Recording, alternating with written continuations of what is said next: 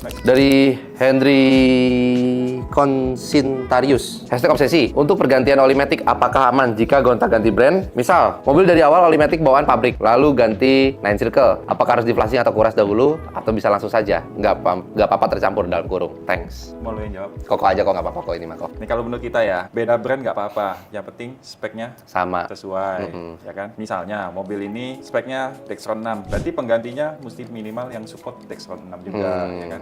Lu nggak bisa pakai Dexron 3. Iya, ya nggak? turun spek. Walaupun lu ganti brand, nggak apa-apa. Yang penting brand itu Asli, ya kan? Dan support speknya. Terus kalau misalnya harus dikuras atau flashing ya nggak usah, karena kita nggak pernah nyaranin untuk flashing. Flashing, iya. Oke, balik lagi ya, kita nggak pernah nyaranin untuk flashing. Tapi kalau teman-teman ada yang mau flashing, silakan. Cuma kita maksa. Iya. Ya kan? Kita nggak pernah maksa, cuma karena kita tahu flashing itu ada efek negatifnya, makanya kita nggak pernah saranin untuk flashing. Betul. Jadi kalau ini bisa langsung campur, ya nggak apa-apa campur. Tapi maksudnya begitu kita buang oli matic, memang masih ada sisa kalau kita nggak flashing, nggak keluar semua kan.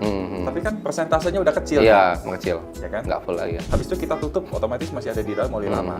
Terus kita isi oli baru. Kuantitinya kan lebih banyak Iya. dibanding yang sisa di dalam. Otomatis di dalam kan kecampur.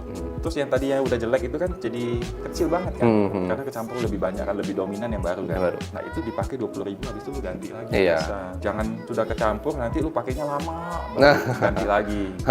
Ya kan? Kenapa kita saranin 20.000 ganti oli matic? Ya itu. Karena kita nggak pernah saranin flash, makanya durasinya dipercepat. Iya. Ya setuju kan, buang oli paling nggak ya ada sesekali buka ganti filter ya kan. Tapi tujuannya ganti oli 20.000 itu supaya apa? Ya itu tadi, konsentrasinya udah nggak banyak oli bekas, oli lamanya keisi sama oli baru. Oke, pakai 20.000 buka.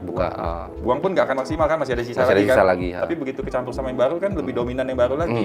Jadi oli itu nggak terlalu jelek di dalam. Nah makanya kadang 20.000 secara fisik, secara mata ya. Kadang masih kelihatan. Kelihatan mungkin, wih masih bagus nih, mungkin warnanya masih agak merah. Kalau AT kan, kalau CVT mungkin kelihatannya kayak masih agak kuning gitu kan. Tapi ya sebenarnya ketika dipakai ya udah beda gitu sebenarnya. Udah nggak kayak apa ya, pendinginannya udah nggak maksimal ya kan, pelumasannya udah nggak maksimal, udah lebih bawa banyak gram-gram juga ya kan. Makanya dari itu kadang 20.000 udah ganti aja. Atau bahkan untuk Honda HR-V perlu lebih cepat nggak kok, 15.000? Ya kalau mau 15 ya nggak apa-apa. Nggak apa-apa juga kan. Begitu buat buka baut ada serpian lengket di magnet ya.